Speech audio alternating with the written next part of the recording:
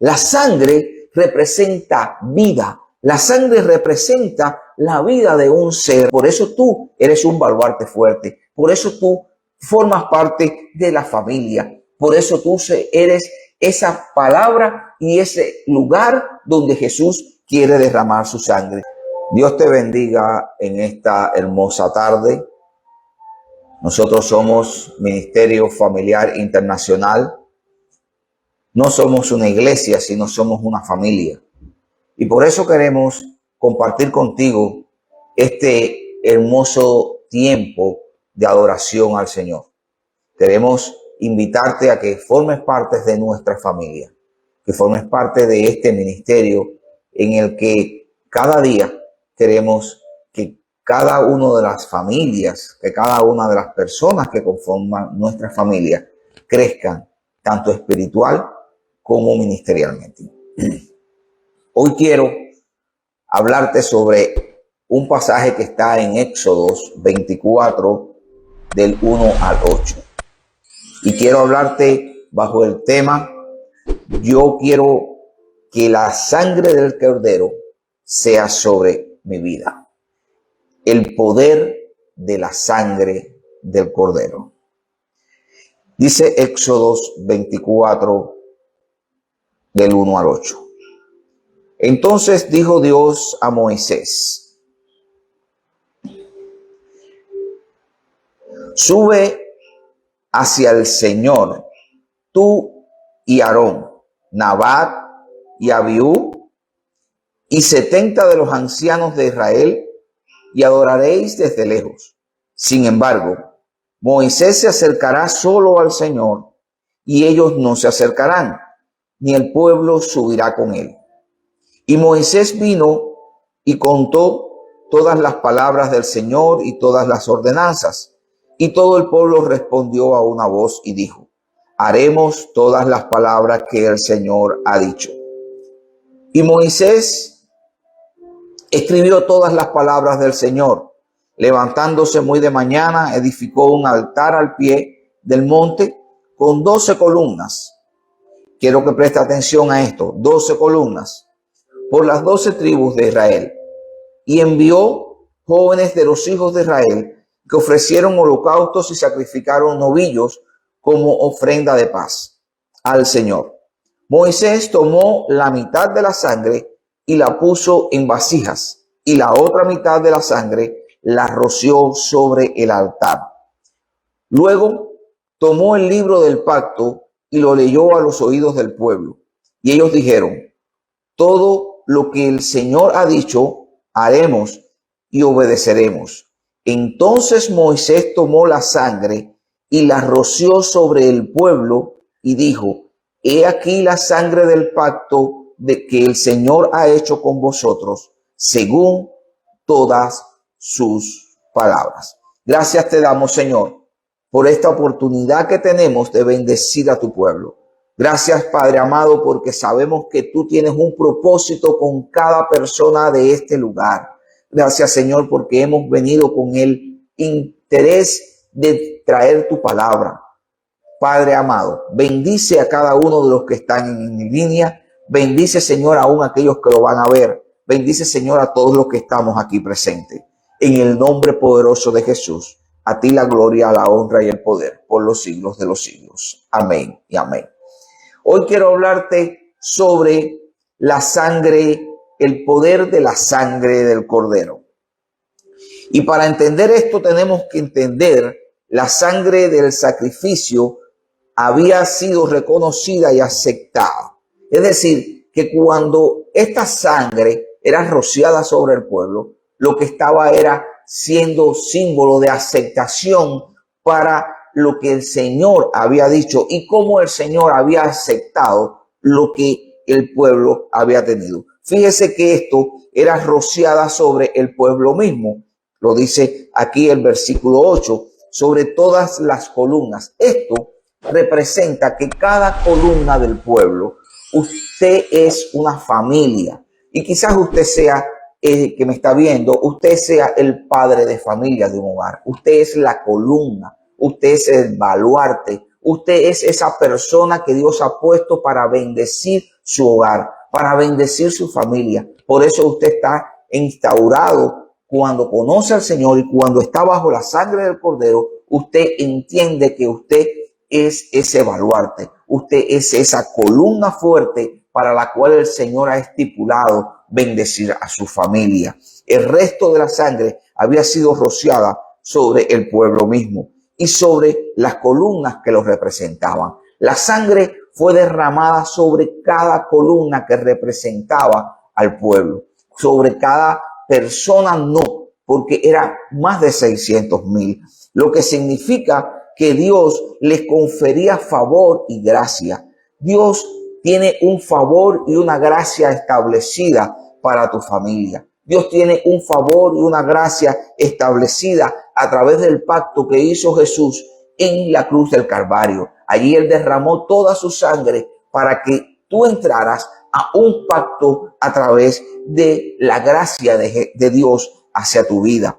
Así, lo que significa es ese favor y gracia que Dios ha concebido a ti. Cómo Él ha derramado, cómo Él entregó a su propio Hijo para que tú fueras bendecido, para que tú tuvieras una vida eterna, para que ya la muerte no se enseñoreara más en ti, sino para que ahora pasaras de muerte a vida eterna. Así, nuestro Señor Jesús, como mediador de un nuevo pacto, de quien Moisés es tipo, también habiéndose ofrecido a sí mismo, nosotros entendemos que esa cruz, en esa cruz Él derrama su sangre para que todo el que en Él crea no se pierda, mas tenga vida eterna. El sacrificio de Jesús en la cruz nos da acceso a un nuevo pacto, un pacto en su sangre. Por eso, cuando hacemos la Santa Cena y tomamos de la copa, estamos recordando ese sacrificio que Él hizo por nosotros en la cruz. Estamos recordando cómo Él pagó con su sangre, con la verdadera sangre del pacto, y la roció sobre el altar de intercesión que somos nosotros. Así lo dice Hebreos 9:12. Hebreos 9:12 dice, habiéndose ofrecido a sí mismo en sacrificio en la cruz, para que su sangre fuera verdaderamente la sangre del pacto, la roció sobre el altar de la intercesión. Así que, y no solamente lo rocía sobre el altar de la intercesión, sino que también rocía su sangre sobre la iglesia por su palabra, por sus ordenanzas y por la influencia de la operación del Espíritu Santo de la promesa, y por quien nosotros hemos sido sellados. El Espíritu Santo opera en nosotros, y asimismo, como Él un día se fue a la diestra del Padre, no nos dejó huérfanos, porque a través de su sangre, a través de haber rociado la sangre en su palabra, Él lo dijo, yo voy a ir a la muerte y muerte de cruz. Así que nadie en aquel momento lo entendió. Incluso Pedro, en el más puro momento de su gloria, en el más pura diserción y revelación de la verdad de Jesucristo, cuando Él pregunta, ¿quién soy yo? El único que sabe responder, tú eres el Hijo del Dios Altísimo. Como tú eres el Hijo del Dios Altísimo, Jesús, entendiendo esto, Jesús le dice, tú eres Pedro, y sobre esta roca yo estableceré mi iglesia. Así que cuando Él entiende esto, ya empieza a hablarle a sus discípulos y le empieza a decir que tiene que ir a Jerusalén a morir por ellos. Y en ese mismo momento, Pedro, que anteriormente, unos versículos antes, si usted lee el capítulo, usted se va a dar cuenta cómo Pedro en ese momento le dice a Jesús, no vayamos por otro lugar. Y Jesús tiene que reprenderlo en ese momento. Jesús tiene que decirle, fuera de mí, Satanás, porque es necesario que la semilla muera, que la semilla caiga en tierra y muera para que pueda dar fruto. Si no, no puede dar fruto. Él mismo aludió esta solemnidad en la institución de la Cena del Señor cuando dijo, esta copa es el nuevo pacto en mi sangre. Siempre tienes que entender esto, porque cuando Jesús da la sangre, cuando Jesús no se limita ni hasta la última, Él tenía todo el poder. Él tenía todo el poder como para decir, Señor, sácame de este problema, sácame de este lugar. Incluso él no lo hizo así, porque allí en el monte, cuando estaba orando, él le dijo, Señor, si es posible, pasa de mí esta copa, pero no se haga mi voluntad, sino se haga como tú quieras. Así que Moisés toma la sangre y la rocía sobre el pueblo. La sangre representa vida. La sangre representa la vida de un ser. La sangre representa cómo todo esto, y esto lo decíamos, lo entendíamos cuando leíamos Levítico 17:11, que él estaba dando estas instrucciones al pueblo y le estaba diciendo, porque la vida de la carne en la sangre está. Así que estamos entendiendo que lo que estaba rociando Moisés sobre el pueblo era la vida de un nuevo nacimiento, la vida de un nuevo pacto. Por eso la sangre no solamente representaba vida, sino también representaba el derramamiento de una vida sobre otra vida que había sido dada por otra. Esto es tipo de lo que Jesús hizo en la cruz del Calvario. Jesús entregó su vida, Jesús entregó hasta la última gota de sangre para que cada aquel que fuera creyendo en él no se perdiera, mas fuera salvado y fuera libertado de la muerte. Él roció la otra mitad de la sangre sobre el altar y roció la otra mitad sobre el pueblo, lo cual mostraba que Dios y ellos estaban mutuamente atados. Esto estaba haciendo, y esto era una de las cosas fundamentales del pacto, el rociamiento de la sangre. No había un pacto, sino había intermediariamente la sangre. Y el pacto era muy fundamental, tanto en el Antiguo Testamento como en la vida diaria. Nosotros tenemos que entender que cuando hacemos un pacto con alguna persona, cuando tomamos una decisión moral con alguna persona, nosotros tenemos que respetarla. Nosotros quedamos unidos a esa persona por ese pacto que hemos hecho. Por eso Jesús estaba entregándose él mismo en la cruz del Calvario para reunificar lo que se había perdido con un nuevo pacto en su sangre. Es lo cual el pacto de la sangre de Jesús nos salva. Y esta, dice él en Mateo 26:28, esta es mi sangre del nuevo pacto que por muchos es derramada para la remisión de los pecados.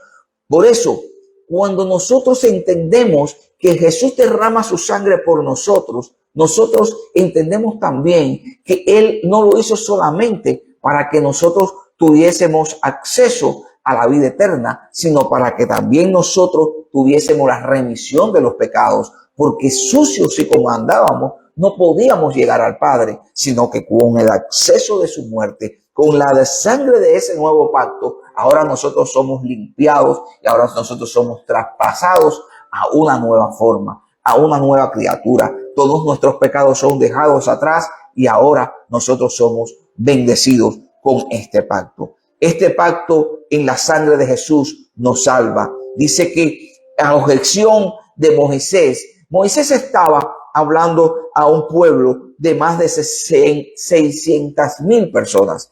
Era imposible que esto se pudiera oír. Moisés no pudo hacerse oír por una multitud tan grande. Además de las 600,000 personas, habían niños. No hizo esto solo con individuos, sino con toda la nación judía. El mismo argumento es aplicable para la aspersión de la sangre. Esto no se hizo sobre el pueblo como tal, no se hizo sobre cada persona, sobre los niños, sobre los ancianos, sobre las mujeres, sobre los hombres. Esto se hizo no solo con individuos, sino se hizo con las columnas. Dice que él aspergió la sangre sobre las columnas. Él aspergió la sangre sobre individuos que eran considerados representantes de cada nación. Y esto era era la forma en que se iba llevando a cada nación. Recordemos cuando Moisés es visitado por su suegro Yetro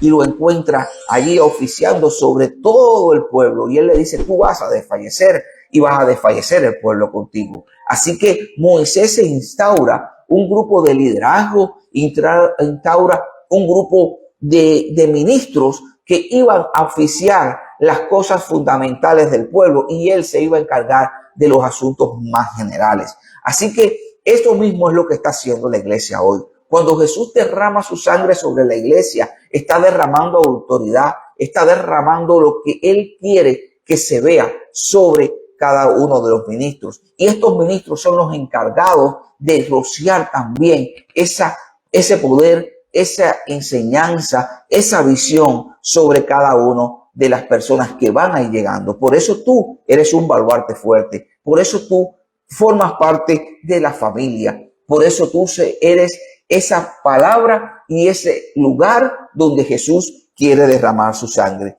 Esto también lo vemos en Primera de Pedro 1:2, que dice: según el previo conocimiento de Dios Padre, por la obra santificadora del Espíritu, para obedecer a Jesucristo y ser rociados con su sangre, que la gracia y la paz os sean multiplicadas. Habían tres circunstancias por las que en el Antiguo Testamento era rociada la sangre sobre las personas. La primera circunstancia era el establecimiento del Sinaí o el pacto, el establecimiento del pacto del Sinaí. Cuando estamos hablando de establecimiento. Tú tienes que ser establecido en la palabra, tú tienes que ser establecido en la sangre de Jesús. Si tú no eres establecido en este aspecto, tú no puedes, si tú no has sido rociado con esa sangre, no puedes ser tampoco establecido en la palabra del Señor. La otra circunstancia por la que en el Antiguo Testamento se rociaba la sangre era para la ordenación. Así vemos como en Éxodo 29:21 se hace la ordenación de Aarón y sus hijos. Y cuando tú eres ordenado es porque te están rociando con una sangre, y tú no eres solamente cuando tú llegas a los caminos del Señor, que eres limpio por la sangre de Jesús, tú estás siendo ordenado, tú estás siendo llamado, tú estás siendo redimido, pero también estás siendo comisionado para una gran comisión, que es de salvar las almas y llevárselas a cada lugar y llevar acá la palabra del Señor a cada lugar, y que esas personas puedan llegar al arrepentimiento. La tercera circunstancia por la que era rociada la sangre en el Antiguo Testamento era para la purificación. Por ejemplo, en el caso de los leprosos, en Levítico 14:6-7, nos está dando las instrucciones del Señor de cómo debían esas personas que eran sanadas y limpiadas, tenían que ser purificadas por la sangre. Y ahora mismo tú tienes que pasar por ese proceso de purificación. La purificación de la sangre es, como dice la palabra, que el oro que es purificado por el fuego, que es pasado por el fuego, es el oro más fino, es el oro purificado, es el oro limpio. Ser rociados con la sangre de Jesucristo realiza en nosotros estas mismas tres cosas. Primero, un pacto es formado. Cuando tú eres rociado con la sangre de Jesucristo, en ti se forma un pacto, en ti se forma una unión con el Padre, en ti se forma ese pacto indisoluble que no puede ser violado por nada ni por nadie, porque Jesús dio su sangre por ti, Jesús te cambió la vida. Después somos ordenados como sacerdote para Él. Dice la palabra de Dios que tú eres real sacerdocio, pueblo escogido por Dios. Así que ahora ya tú no eres un paria en la vida. Ahora tú eres una persona que ha sido levantada y que ha sido redimida por la sangre de Jesús. Y por último, somos limpiados de nuestra corrupción de pecado. Nuestra corrupción de pecado que traíamos del mundo es limpiada a través de cuando Jesús rocía la sangre sobre nosotros. Cuando nosotros entendemos que la sangre nos cubre, entonces es que nosotros podemos llevar la purificación y ser limpiados de nuestro pecado. Cada una de estas cosas son por medio de la obra que Jesús hizo en la cruz del Calvario. Yo quiero terminar con una historia que oí hace poco. Quizás la hayas oído también en internet, pero me llamó mucho la atención, sobre todo con el tema de la sangre de Cordero.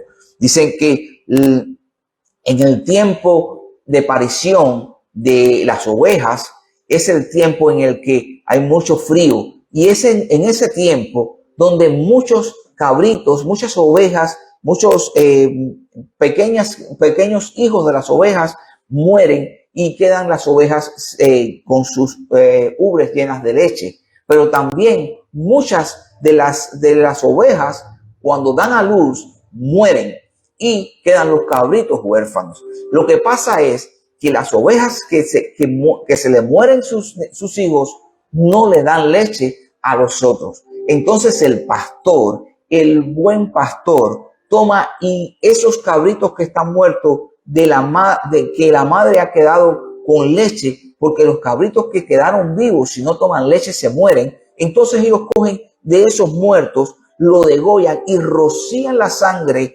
del corderito muerto sobre uno vivo. Y la madre, al oler la sangre del cordero vivo, del cordero que está muerto sobre uno vivo, entonces, como está cubierto con la sangre del cordero que murió, la sangre del real cordero, del Hijo del Padre, entonces cubierto con la sangre, es que ellos pueden tener vida y pueden subir a vida eterna, porque ellos comienzan a beber de la leche espiritual que la madre le da.